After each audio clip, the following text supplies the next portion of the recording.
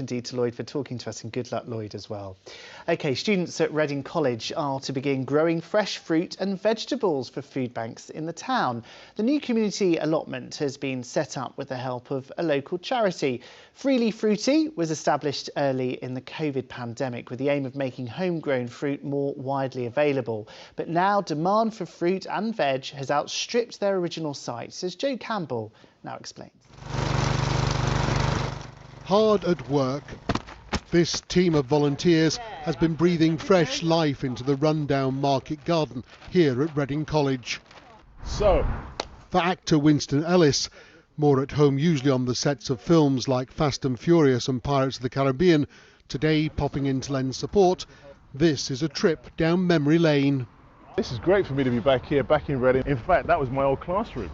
I used to actually go, so that was my old classroom well, 40 years ago now. So as a kid growing up in Reading, I remember we used to get on our bikes, we used to just jump right down the road, and we'd like all these green areas where you could go and do scrumping, you go get apples off the trees and stuff like that. And now there is just none of that. And I think what these guys are doing is bringing that back. We're going to have to look after them, keep the slugs off them. The garden will provide training and work experience for students with learning disabilities.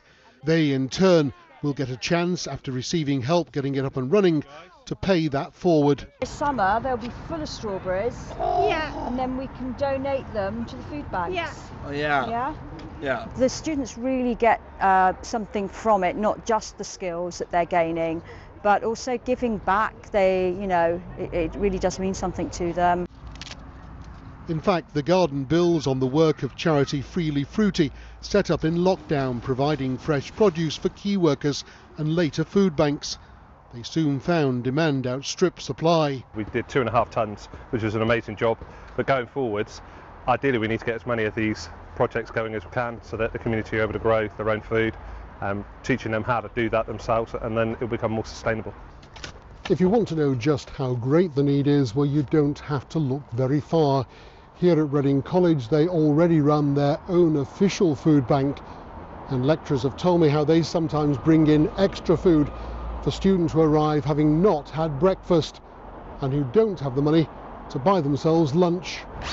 Especially in the current climate of inflation, the cost of everything going up with fuel and food in general, everybody's energy bills. So people to actually get food that cannot really afford the good stuff to keep them healthy as well, it's really difficult to do. This is the second community allotment they've set up, with a third at a nearby school expected to be up and running in the near future. Joe Campbell, BBC South Today.